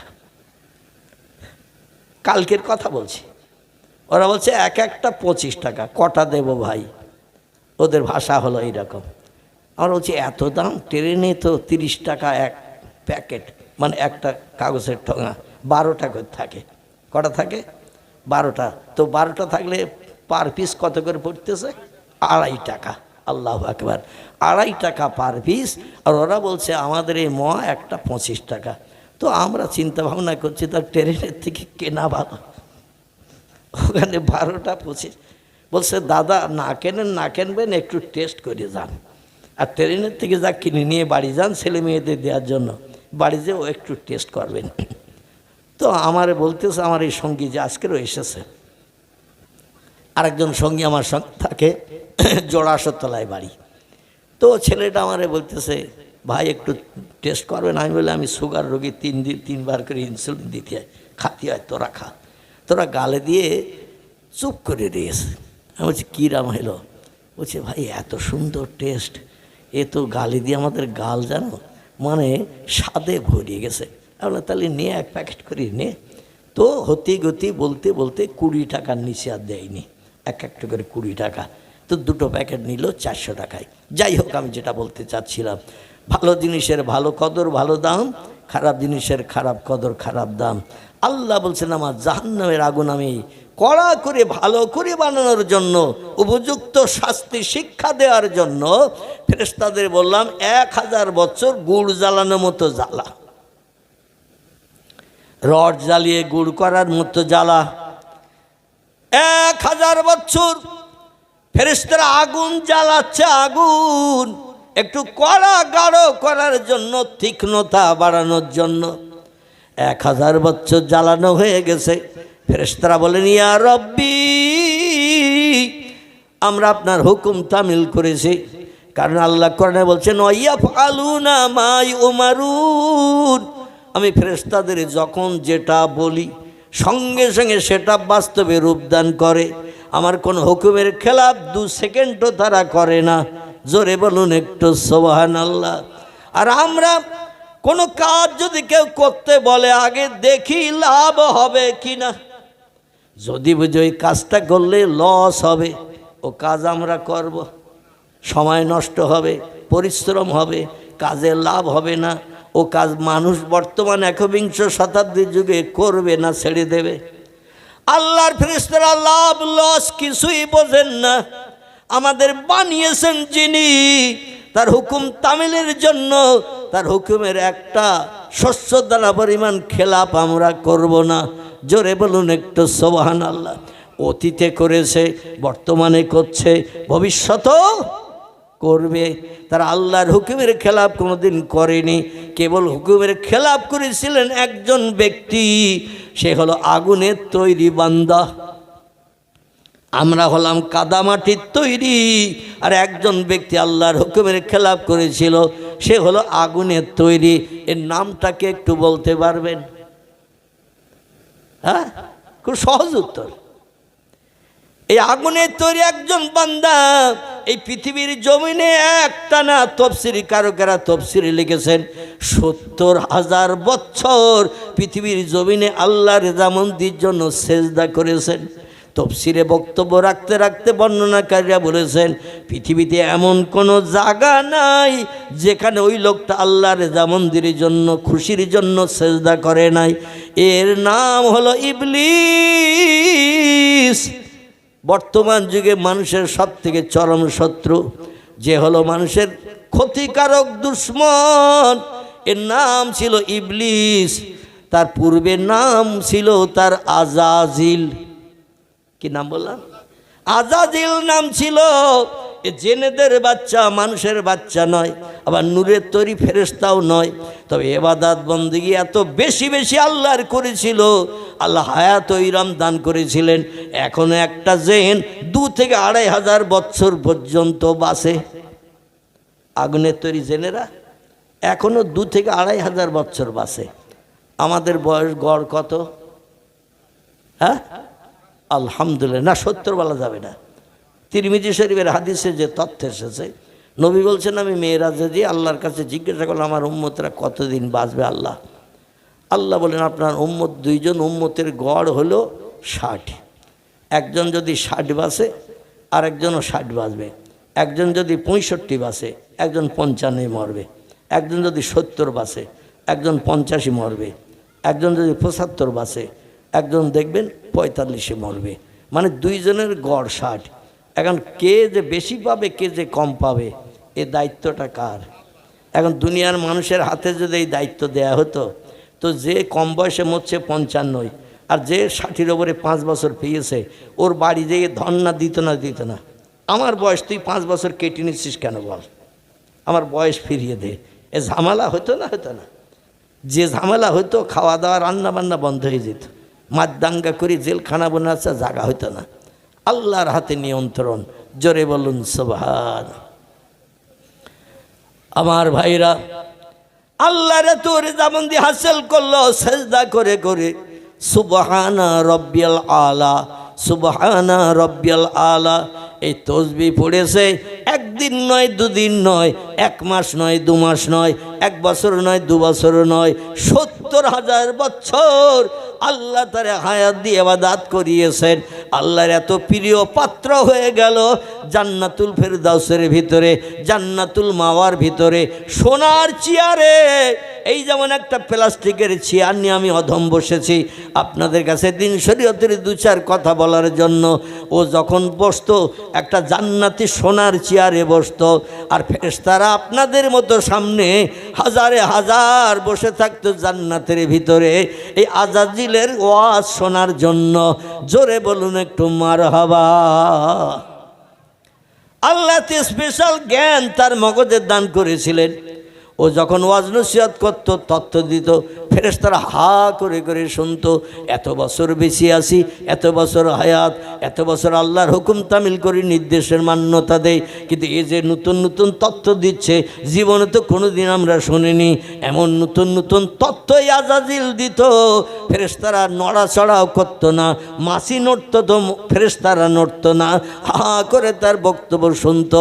আল্লাহর একটা হুকুমের খেলাপ করার কারণে সমস্ত ইবাদত বন্দেগী সব আল্লাহ নস্যাৎ করে দিয়ে, এক বালতি দুধে যেমন এক ফোঁটা গরুর চোনা দিলে, লেবুর রস এক ফোঁটা দিলে দুধের যেমন ক্রিয়া নষ্ট হয়ে যায়, আজাজিলের টোটাল ইবাদত আল্লাহ পাক একটা হুকুমের খেলাপ করার কারণে সব বরবাদ করে দিয়ে লানাতুল্লাহি ইবলিসা, আল্লাহ অভিশাপ নিক্ষেপ করলেন তারে, আর বললেন বেরিয়ে যা, ইরহাবিলাল জান্নাত, এই জান্নাত থেকে বেরিয়ে সব থেকে একটা খারাপ জায়গা বানিয়েছি। খারাপ জায়গাটির নাম হলো আদ-দুনিয়া। আদ-দুনিয়া, নবী বলছেন আদ-দুনিয়া জিফাতুন ও তলাবুহাল কেলাব, পৃথিবী হলো পচা গলা লাশ সদৃশ্য, আর এর আসক্তকারী হলো কুকুরের দল। কুকুরের নাকে যদি পচা গন্ধ লাগে, ও সলিমুদ্দিন সাজার বাড়ির সামনে থাকবে না পচা গন্ধ শুকে সেখানে যাবে খাওয়ার জন্য? কোন দিকে যাবে? বাড়ির সামনে থাকবে না, বাড়িওয়ালা কি কাটাকুটি দেবে তাই খাওয়ার জন্য বসে থাকবে না। পচা গন্ধ যদি কুকুরের নাকে লাগে, দেখবেন ও ছুটে যাবে সেখানে ফ্রির মাল 7 কেজি খেয়ে কলিজা ঠান্ডা করার জন্য। আল্লাহর নবী বলছেন দুনিয়া হলো পচা গলা লাশ, আর এই পচা গলা লাশের পিছনে ছোটে যারা, এরা হলো কুকুরের দল। এই জন্য আমার উম্মত মণ্ডলীরা পচা গলা লাশের পিছনে থেকো না, পচা গলা লাশের পিছনে ছোটো না। আল্লাহ শান্তিদাম জান্নাত বানিয়ে রেখেছেন, সেই জায়গায় কোটি কোটি কোটি কোটি বছর সুখ ভোগ করার জন্য দুনিয়ায় একটু আমল করো, দুনিয়ায় একটু কাজ করো।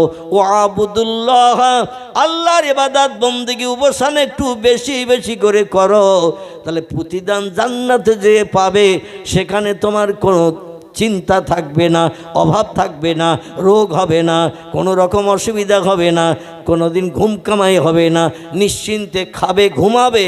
আর 70 জন যুবতী 18 বছরের হুরদের নিয়ে জান্নাতের পিকনিক স্পট গার্ডেনে তুমি ঘুরে ঘুরে বেরিয়ে কলিজা ঠান্ডা করবে। আবার রাতের বেলা ওই জান্নাতি হুরদের নিয়ে ইয়াকুত জমরুদ মারজান সোনা দানা হীরা পান্না চুন্নি নামি দামি পাথর দিয়ে, নামি দামি গহনা গাঠি যৌতুকাদি দিয়ে আল্লাহ জান্নাতের বিল্ডিংগুলো বানিয়ে রেখেছেন। নাসাই শরীফের হাদিসে নবীজি বলছেন, একটা ঘরে জান্নাতিরা এক রাত জান্নাতি হুরদের নিয়ে যদি থাকে, পরের দিন ওই ঘরে আর তার থাকতে হবে না। লক্ষ বছর পরও এক ঘরে কোনো দিন ঢুকতে হবে না। প্রতিদিন আলাদা আলাদা ঘরে যে জান্নাতি হুরদের নিয়ে বাসর রাতের মতো, ফুলসজ্জার রাতের মতো আনন্দ ফুর্তি করতে থাকবে। চিল্লায় বলুন একটু সুবহানাল্লাহ। আমাদের জান্নাত কবিঘে জমি হবে বলে মনে হয় যদি আমরা ভালো আমল করি, 5 ওয়াক্ত নামাজ পড়ি, রমজানের রোজা রেখে, ও হাল্লাল হালালাহু, ভালো জিনিসটাকে ভালো মনে করি, ও হারাম হারামাহু, আল্লাহ কোরআনে যেগুলো নিষিদ্ধ করেছেন, মদ খেয়েও না, সুদের ব্যবসা করো না, সিনেমা যাত্রায় যেও না, অবৈধ নারীরে নিয়ে গার্ডেনে পিকনিকের সময় বসে বাদাম ভাজা ফুচকা খেয়েও না, দীঘা সমুদ্র সৈকতে বেড়াতে যেও না, 3 দিন লজ ভাড়া করে যেন থেকে আবার বাড়ি এসো না। এখনকার ছেলে মেয়েরা যাচ্ছে না, যাচ্ছে না, যাচ্ছে, ওরা যাচ্ছে মানুষ হয়ে দীঘার সাগরের ঢেউ দেখতে, দীঘার সাগরের ঢেউ দেখতে যাচ্ছে, কিনারায় আষাঢ় খেয়ে কেমন পড়ে। এই ঢেউ দেখতে যে রাতের বেলা লজ ভাড়া করে 3 দিন যদি থাকে যুবক যুবতী, ওরা গেছে বাড়ি থেকে মানুষ রূপী মানুষ হয়ে, আর বাড়ি আসছে 3 দিন পরে। এখন মানুষ হয়ে বাড়ি আসতেছে না পশু হয়ে বাড়ি আসতেছে। আল্লাহু আকবার। 3 দিন যদি নারী পুরুষ ওখানে লজ ভাড়া করে থাকে, চরিত্রে শস্য দানা পরিমাণের সংরক্ষণ থাকবে না, সব ধূলিসাৎ হয়ে যাবে, নষ্ট হয়ে যাবে। আল্লাহ বলছেন উলাইকা কাল আনাম, মানুষ যদি তোমরা পশুর মতো চরিত্র তৈরি করো, বালঘুম আদল, বরং তার থেকে তোমরা নিকৃষ্ট হবে। উলাইকা হুমুল গাফিলুন, তোমাদের মতো অপদার্থ সৃষ্টি আর কেউ হবে না। তোমাদের জন্য গাইড বুক জীবন বিধান কোরআন দিয়েছে। কোরআনের জীবন বিধানটা বাস্তবে রূপদান করো। ছাগল, গরু, হাঁস, মুরগি, ইঁদুর, কুকুর, বিড়াল, যত চতুষ্পদ জন্তু আমরা দেখতে পাই, হাঁস, মুরগি, দুপেয়ে জন্তু, এরা মাকে, বোনকে, কন্যাকে, চাচিকে, নানিকে, দাদিকে, খালাকে, ফুবুকে, এরা কোনোদিন জাত বিচার করে? পশুরা, গরু, ছাগল, হাঁস, মুরগি, ইঁদুর, কুকুর, বিড়াল, দুপেয়ে বলুন, চার পেয়ে জন্তু, এরা মাকে, বোনকে, কন্যাকে, নানিকে, ফুবুকে, দাদিকে এদের মর্যাদা দেয়? যারে পায় তারে নিয়ে জীবন যৌবনের খোদা নিবৃত্তি করে। ঠিক বললাম না ভুল বললাম? মার কোনো জাত বিচার নাই, বোনের জাত বিচার নাই, সবাইকে স্ত্রী হিসাবে ব্যবহার করে। আমরা সৃষ্টির শ্রেষ্ঠ মানুষ। লাকাদ খালাকনাল ইনসানা ফি আহসানে তাকবীম। জোরে বলুন একটু আল্লাহু আকবার। আল্লাহ কোরআন পাকের সূরা 3-এর ভিতরে তথ্য কোট করে দিয়ে বলছেন, ও বান্দারা, যত সৃষ্টি চোখে দেখতে পাও, যত সৃষ্টি চোখে দেখতে পাও না, সমস্ত সৃষ্টির ভিতরে আমি সেরা করে তোমাদের বানিয়েছি। সেরার মর্যাদা নিয়ে চলবে। মায়ের মর্যাদা দেবে, বোনের মর্যাদা দেবে, নানির মর্যাদা দেবে, দাদির মর্যাদা দেবে, খালার মর্যাদা দেবে, ফুবুর মর্যাদা দেবে, কন্যার মর্যাদা দেবে। যদি তোমরা আমার কোরআনের বিধান মেনে চলো তাহলে সৃষ্টির শ্রেষ্ঠ হিসাবে বিবেচিত হবে। আর যদি কোরআনের মর্যাদার মান্যতা না দাও তাহলে শোনো তোমাদের অবস্থা কী হবে।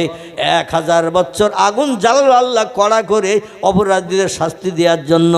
আল্লাহ বলছেন, মা হালুকা ইয়াইহাল মালায়েকা, এখন আগুনের অবস্থা কি? ফেরেশতারা বলছেন, আল্লাহ 1000 বছর ধরে আগুন জ্বালিয়েছে, একটু গাঢ় করতে, কড়া করতে, আগুনের রং এখন শ্বেতবর্ণ সাদা হয়েছে। পরে বলছি, আয় আল্লাহ, আগুনের রং হয়েছে শ্বেতবর্ণ সাদা। আল্লাহ বলেন, এখন উপযুক্ত হয় নাই, আবার 1000 বছর জ্বালাও। ফেরেশতারা আবার 1000 বছর জ্বালিয়েছেন। জ্বালানোর পরে আল্লাহ বলছেন, এবার আগুনের কালার রং 1000 বছর জ্বালানোর পরে কি হয়েছে বলো। ফেরেশতারা বলেন, আল্লাহ, আগুনের রং হয়েছে এখন লাল। কি হয়েছে? সাদার থেকে পরিবর্তন হয়ে লাল হয়েছে। আল্লাহ বলেন, এখনো অপরাধীদের শাস্তি দেওয়ার উপযুক্ত হয়নি, আবার 1000 বছর জ্বালাও। ফেরেশতারা আবার 1000 বছর জ্বালিয়েছে আগুন গাঢ় করার জন্য, কড়া করার জন্য। 1 মাস 2 মাস নয়, 1 বছর 2 বছর নয়, 1000 বছর ধরে জ্বালানোর পরে আল্লাহ বলছেন জ্বালানো হয়েছে। ফেরেশতারা বলেন, নাম ইয়া রব্বি, হ্যাঁ। আল্লাহ বলেন, আগুনের কালার পূর্বের মতো লাল আছে না প্রথম জ্বালানোর পরে যে সাদা হয়েছিল সাদা? ফেরেশতারা 3 বার জ্বালানোর পরে বলছে, আল্লাহ, এই আগুনের কালার হয়েছে আসওয়াদ, কালো বরণ হয়েছে। আগুনের রং 3000 বছর জ্বালানোর কারণে পাল্টে পাল্টে এখন কালো বর্ণ হয়েছে। প্রথমে কালো হয়নি বাবাজি, প্রথমে হয়েছিল সাদা, তারপরে হয়েছিল লাল, আর শেষে 3000 বছর জ্বালানোর পরে কালো রং হয়েছে। কালো কালো আগে হয়নি, কালো হয়েছে শেষে। আল্লাহ বলে, উপযুক্ত হয়েছে, ওই কালো কালারটাই থাক। আমার বান্দারা আসামি হয়ে জাহান্নামে যখন আসবে, কেউ কারো যাতে দেখতে না পায়, কেউ কারো আওয়াজ শুধু শুনবে কিন্তু কারো যেন কেউ দেখতে না পায়, তাই কালো রংটাই আমার কাছে পছন্দনীয়। জোরে বলুন একটু সুবহানাল্লাহ। বোঝা গেল বাবাজি? শেষে হয়েছে কালো। কালো প্রথম হয় নাই। কালো এই জন্য আল্লাহ বানালেন, দেখবেন একটা বাস যদি অ্যাক্সিডেন্ট হয়, তত্ত্বস্বরূপ একটা বাস যদি অ্যাক্সিডেন্ট হয়, অ্যাক্সিডেন্ট হয়ে পুকুরে কাঁথিয়ে পড়ে গেছে, যেদিকে দরজা সেদিক পানির তলায়। লোকজন তাড়াতাড়ি এসে যাত্রীদের বার করার জন্য কুরুল টুরুল এটা ওটা যা কিছু পেরিয়েছে, সাইডে জানলায় যে রডগুলো থাকে, রডগুলো কেটে কুটিয়ে এক একজনের বার করতে। কারো ঠ্যাং ভেঙে গেছে, কারোর মাথা ফ্র্যাকচার হয়ে গেছে, কারো হাত নাই, টেনে হেঁচড়ে বার করতে যে অনেকের হাতও ছাড়িয়ে গেছে, পার হাঁটুর থেকে ছাড়িয়ে গেছে বা চাপা পড়েছে এইরকম। এখন 3 জন লোকের হসপিটালে নিয়ে যাওয়া হয়েছে জেন্দা, আর যা বার করেছে পানির তলায় নিঃশ্বাস বন্ধ হয়ে অনেকে মারা গেছে। যেমন আমাদের বসিরহাট নদীর ওপারে সিংড়ের মোড় বলে একটা জায়গা ছিল, শুনেছেন তো ছোটবেলায়? সিংড়ের মোড়ের বাস দুর্ঘটনা রইসুদ্দিন সাহেব ড্রাইভার ছিল। কি নাম বললাম? ড্রাইভারের নাম ছিল রইসুদ্দিন। ওই চিংড়ির ব্যাকের মোড়ে ডান পাশে পুকুর, ওই পুকুরে যে ঝাঁপ দিয়েছিল বাস। দরজা ছিল, যে দুটো দরজা বাসের তলার দিকে আর উপর দিকে, ওঠার কোনো সুযোগ পাচ্ছিল না মানুষ। মারা গিয়েছিল সম্ভবত 40 জনের উপরে। কতজন? 40 থেকে 41 জন মানুষ মারা গিয়েছিল। অনেক মানুষকে ওই রকম টেনে হিসেবে বার করতে যে অনেকের হাত পাও ছাড়িয়ে টাড়িয়ে গিয়েছিল। যাই হোক, মানুষ তো চেষ্টা করছে তাড়াতাড়ি পানির তলা থেকে বার করি। এখন 3 জন হসপিটালে ধরুন ভর্তি। 3 জনের, একজনের হাঁটুতে ব্যথা লেগেছে, একজনের হাত একটা কেটে গেছে, আর একজনের মনে করুন দেহের সব গোস্ত পোস্ত রডের ভিতর থেকে টেনে বার করতে যে ছিঁড়ে ছুটে গেছে। যার হাঁটুতে ব্যথা লেগেছে সেও হসপিটালে ভর্তি। যার হাত একটা কেটে গেছে, ডাক্তাররা ব্যান্ডেজ করে রক্ত বন্ধ করে তারও স্যালাইন চালিয়ে দিয়েছে। একজনের সারা দেহ ছিলে গেছে, ওষুধপত্র দিয়ে তুলো দিয়ে তারও ব্যান্ডেজ করে দিয়েছে। এখন যে লোকটা শুধু হাঁটুতে ব্যথা, আর যে লোকটার হাত চলে গেছে, যার সারা দেহ ছিলে যন্ত্রণা হচ্ছে, এই 2 জনের মতো হাঁটুর ব্যথার লোকটার কি যন্ত্রণা অতটা হবে? 3 জন যদি পাশাপাশি বেডে থাকে, যার হাঁটুর যন্ত্রণা, ও বলে ওদের থেকে আমি অনেক সুস্থ আছি। ওরা যে চিল্লাচিল্লি করছে, বাঁচাও করছে, মা করছে, আমার তো অতটা যন্ত্রণা হচ্ছে না। একজন যদি আর 2 জনের অসুস্থতা বেশি দেখে, এর মনে মনে একটু আনন্দ হয় না?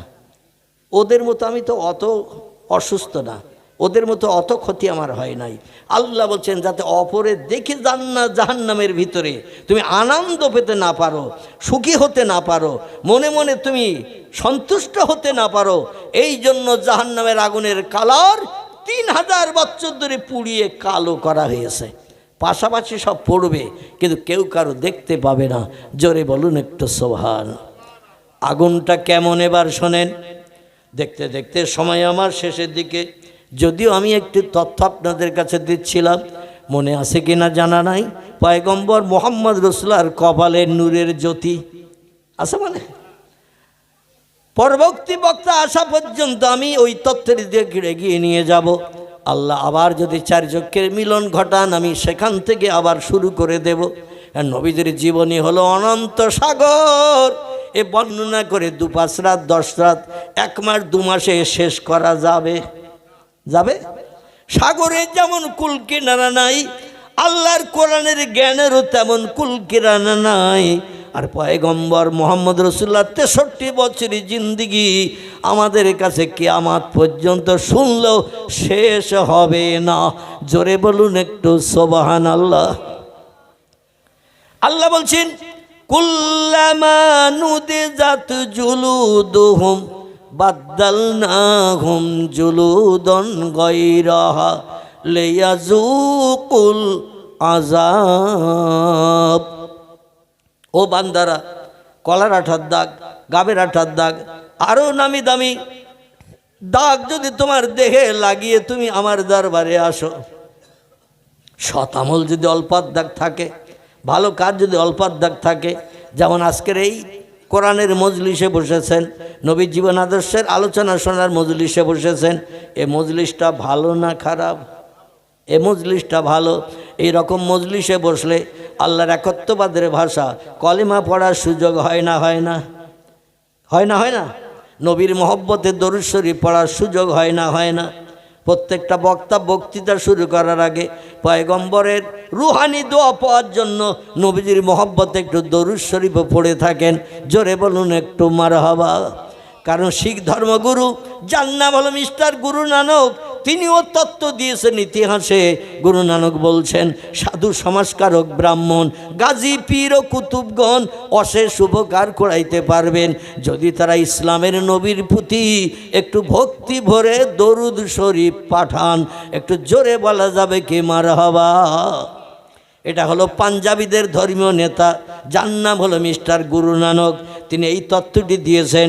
তিনি বলছেন, সাধু সমাজকারক ব্রাহ্মণ গাজী পীর ও কুতুবগণ অশেষ উপকার করাইতে পারবেন যদি তারা ইসলামের নবীর প্রতি একটু ভক্তি ভরে দরুদ শরীফ পাঠান।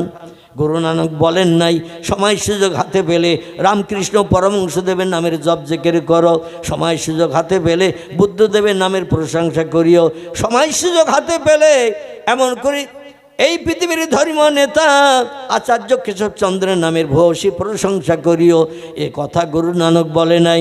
তিনি বলছেন সময় সুযোগ যদি একটু হাতে পাও, সময়টা নষ্ট না করে মুসলমানদের নবী পয়গম্বর মুহাম্মদ রাসূলুল্লাহর মহব্বতে একটু দরুদ শরীফ বেশি বেশি করে পড়ে নাও। জোরে বলুন একটু আমিন। দরুদ পড়লে লাভ না লস? আল্লাহ কোরআনের 22 পারা সূরা আহজাব পর্যন্ত নবীর মুহাব্বতে দরুদ শরীফ আল্লাহ পড়েন। সে তত্ত্ব কোরআনের 22 পারা সূরা আহজাব আল্লাহ তথ্য কোট করে দিয়েছেন। আচ্ছা, আল্লাহর কি নবীর সাহায্যের কোনো প্রয়োজন আছে?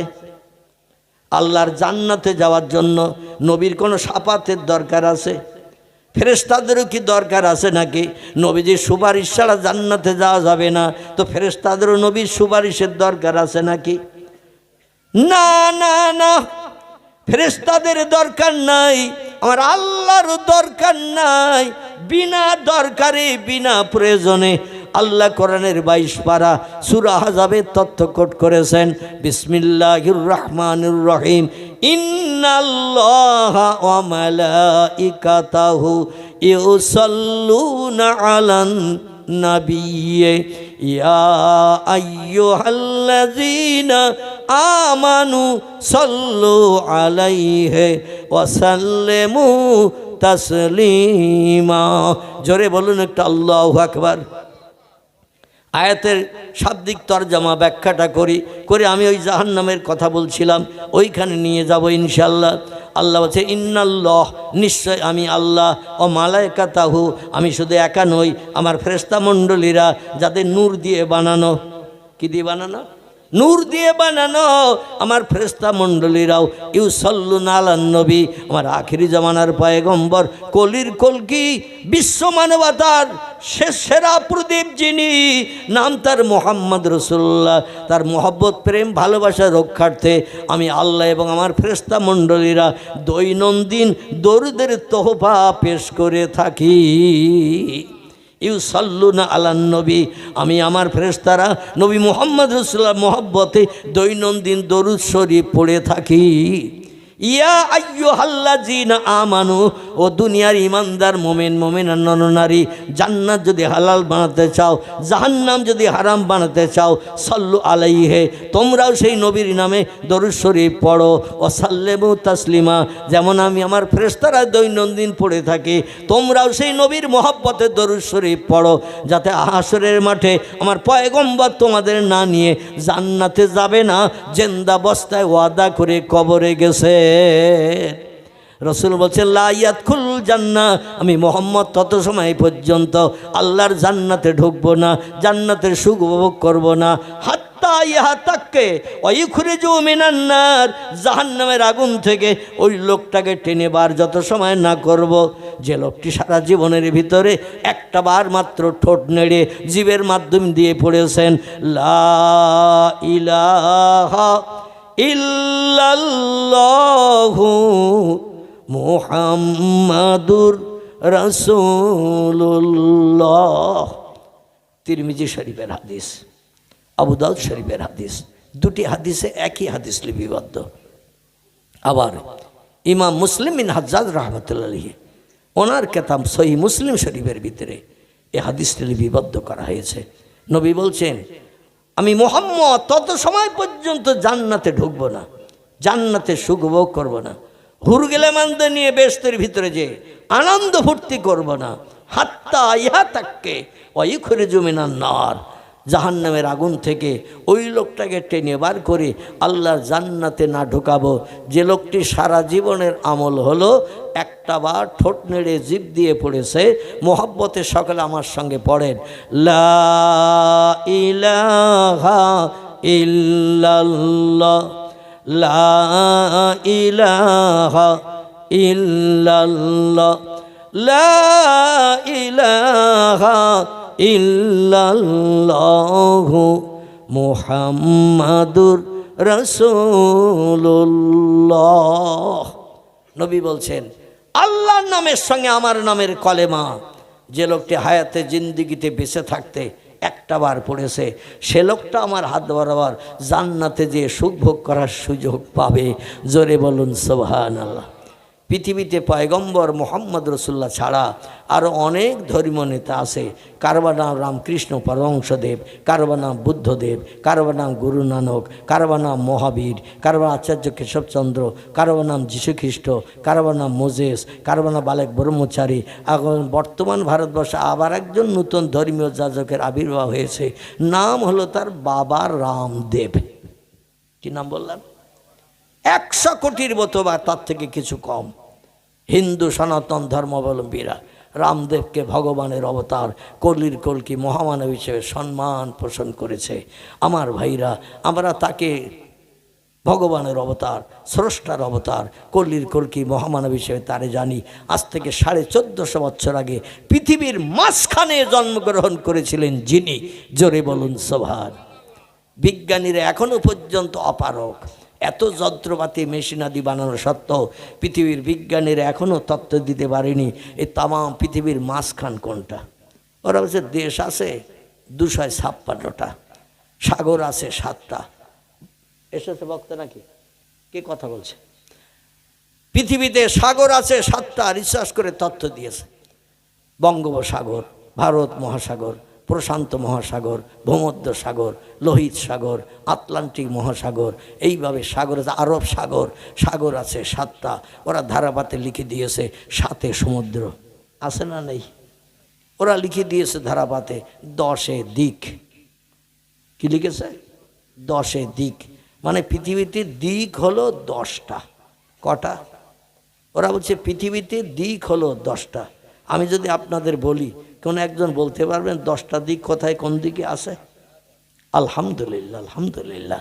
আমি ভাইরা যারা জানেন না তাদের কাছে তথ্যটা পরিবেশন করছি। প্রধানতম দিক হলো 4টি। কটি? 4টি। পূর্ব, পশ্চিম, উত্তর, দক্ষিণ। প্রধান দিক হলো 4টি। 4টি কোণ আছে, ঈশান, নৈরত, অগ্নি, বায়ু। হলো কটা? তাহলে আর বাকি কটা? 2টো। এই 2টি হলো ঊর্ধ্ব আর অধ, উপর আর নিচে। এই 10টা দিকের কথা ওরা বলেছেন। আল্লাহ বলছেন, শোনো, আকাশের নিচে তোমরা এই পৃথিবীতে বাস করছো, তাই তোমরা বলছো দিক হলো 10টা। আর আমি আল্লাহ কোরআনে সূরা বাকারায় বলছি সাবওয়া সামাওয়াতেন তেবাকান। আসলে দুনিয়ার আকাশটাই একটা আকাশ, একটা পৃথিবী নয়। এই রকম আকাশ বানিয়েছি আমি। কটা? আমার আঙুল দেখতে পাচ্ছেন তো? 7টা। আল্লাহ বলছেন সাবওয়া সামাওয়াতেন তেবাকান, আমি আকাশ বানিয়েছি 7টি। আর 7টি আকাশের ভিতরে এই পৃথিবী থেকে নীল আকাশ যত দূর, প্রত্যেকটা আকাশের ভিতরে এতটা করে জায়গা আছে। প্রত্যেক আকাশের ভিতরে এত করে জায়গা। রসুল বলছেন, আমি মেয়েরাজের রজনীতে দেখলাম পৃথিবীর জমিন থেকে ওই নীল আকাশ যতটা, এক একটা আকাশ পুরু ততটা। খুব ভালো করে বুঝবেন, এই পৃথিবী থেকে নীল আকাশ যতটা ফাঁকা, এক একটা আকাশ ততটা পুরু, তার উপরে আবার ততটা ফাঁকা, তার উপরে আবার একটা আকাশ ততটা পুরু, তার উপরে আবার ততটা ফাঁকা, তার উপরে আবার একটা আকাশ ততটা পুরু। এইভাবে আকাশ বানিয়েছেন আল্লাহ। কটা? 7টা। ফাঁকা কটা? 7টা। পৃথিবীর বিজ্ঞানীরা বলছে বহুদূর ফাঁকা, তাই নীল মতন দেখায়, আকাশ বলতেই কিছু নাই। তাহলে আল্লাহর জ্ঞানের সঙ্গে এ যুগের জ্ঞানীদের কথার মিল আছে। আর এদের কথা যদি বিশ্বাস করি, আমরা পাক্কা ইমানদার থাকবো না বেঈমান হব? আল্লাহ কোরআনে সূরা রহমানে বলছেন, অশামসু আল কামারু বিহুসবান, চন্দ্র সূর্য হলো ঘূর্ণয়মান। দুনিয়ার বিজ্ঞানীরা সব দেশের ভূগোল বইতে লিখে দিয়েছে পৃথিবী লাট্টুর মতো ঘুরছে, চন্দ্র সূর্য স্থির। তাহলে কোরআনের সঙ্গে মিল হলো? মিল হলো? কোরআনের সঙ্গে মিল হয় নাই। আমার ভাইরা, কোরআনের অনেক কথার সঙ্গে বর্তমান প্রযুক্তি যুগের বিজ্ঞানীদের মতের মিল নাই। তবে কোরআনের সঙ্গে যে তথ্যগুলো মিলবে আমরা সেগুলো বিশ্বাস করব, মানব। আর যেগুলো মিলবে না সেগুলো লাথি মেরে উড়িয়ে দিয়ে দেব। রাজি আছেন তো? যেগুলো মিলবে না কোরআনের সঙ্গে আমরা মৌনতা অবলম্বন করব না, লাথি মেরে উড়িয়ে দেব। কারণ আল্লাহর জান্নাতের সুখ শান্তি উপভোগের জন্যে। জোরে বলুন একটু সুবহান। রসুল বলছেন, আমার সঙ্গে যার সম্পর্ক যতটা থাকবে তার সঙ্গে আমার ততটা মহব্বত, প্রেম, ভালোবাসা গাঢ়তর হবে। আর ওই ব্যক্তির জান্নাতে না ঢুকিয়ে আমি পয়গম্বর জান্নাতে যাব না। জোরে বলুন একটু সুবহানাল্লাহ। আল্লাহ বলছেন, কুল্লামা নুযিজাত জুলুদুহুম, জাহান্নামের আগুনে যখন বান্দারা পতিত হয়, চেয়ার দিয়েছে তো, হ্যাঁ বসতে দাও। জাহান্নামের আগুনে যখন বান্দারা পতিত হবে, তাদের গায়ের গোশত চামড়াগুলো ওই 3000 বছর ধরে জ্বালিয়ে জ্বালিয়ে কড়া কড়া কালো রঙের আগুন, কি রঙের? কালো রঙের আগুন দিয়ে ওদের গোশত চামড়াগুলো পুড়িয়ে পুড়িয়ে কয়লার মতো ঝরিয়ে ফেলা হবে। বাদদালনাহুম জুলুদান গায়রাহা, আবার নতুন নতুন গোশত চামড়া আল্লাহ বলছেন আমার কোন শব্দের মাধ্যম দিয়ে ওদের গায়ে তৈরি করে দেয়া হবে। আল্লাহ বোধহয় পারবে না। আল্লাহ পারবে? আলহামদুলিল্লাহ। তা কথা বলেন না তো। আল্লাহ বলছেন, ইন্নামা আমরুহু ইযা আরাদা শাইয়ান আইয়াকুলা লাহু কুন ফায়াকুন। আমি শুধু আমার জবান দিয়ে শুধু বলি কুন, সঙ্গে সঙ্গে যেটা বলি সেটা হয়। জোরে বলুন একটু সুবহানাল্লাহ। আল্লাহ বলছেন, বাদদালনাহুম জুলুদান গায়রাহা, নতুন নতুন গোশত চামড়া ওদের গায়ে আবার তৈরি করা হবে। লাইয়া যুকুল আযাব, আর নতুন নতুন আযাবের শাস্তি ওরা উপভোগ করতে থাকবে। লা ইয়ামুতু, জাহান্নামের আগুনে কোটি বছর পুড়লেও মরণ কোনো দিন কারো হবে না। ওয়ালা ইখরিজ ফিহা, কোনো বন্দী এসে বাইরে বার করে তার স্বস্তি দিতে পারবে না।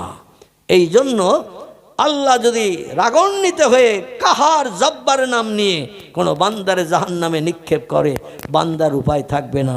তো আমাদের সাইয়েদনা পয়গম্বর মুহাম্মদ রাসূলুল্লাহ বলছেন, আমার উম্মতেরা সারা জীবনে একটা বার যদি কলেমা পড়ে, তাও হাদিস শরীফে এসেছে কলেমার পুরো অংশ নয়। ওয়ান উসমান রাদিয়াল্লাহু আনহু ক্বালা ক্বালা রাসূলুল্লাহ সাল্লাল্লাহু আলাইহি ওয়াসাল্লাম, মান মাতা মিন উম্মতি ওয়া হুয়া ইয়ালামু লা ইলাহা ইল্লাল্লাহ দাখালাল জান্নাহ। এই যে কলেমাটা আমি পড়লাম, পুরো না হাফ।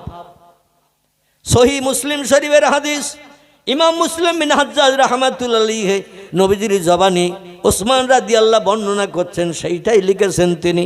আল্লাহ নবী বলছেন, যদি কোনো ব্যক্তি মরার আগে একটা বার শুধু লা ইলাহা ইল্লাল্লাহ পড়ে, আমি মোহাম্মদ আমার নাম পড়ারও দরকার নাই, সে লোকটা জান্নাতি হবে। জান্নাতি হবে মানে আগুনে পুড়তে পুড়তে পুড়তে পুড়তে আমার উম্মত যদি হয়, লা ইলাহা ইল্লাল্লাহ পড়া লোক, আমি রসুল তার জাহান্নাম থেকে টেনে বার করে জান্নাতে না ঢুকানো পর্যন্ত আমি জান্নাতের সুখ উপভোগ করব না। চিল্লায় বলুন একটু সুবহানাল্লাহ। আল্লাহ আগামী যতদিন আমাদের হায়াতে বাঁচিয়ে রাখেন, বিশ্ব নবীর আদর্শের রঙে আমরা আমাদের দেহটা রাঙিয়ে নিয়ে কবরে যাওয়া পর্যন্ত আল্লাহ আমাদের চলার যেন তৌফিক দান করেন। জোরে বলুন একটু আমিন, জোরে বলুন একটু আমিন। ওমা আলাইনা ইল্লাল বালাগ। পরবর্তী বক্তা এসেছেন, আমি একটু তাকবীর ধ্বনি দেই, জোরে আওয়াজ তোলেন।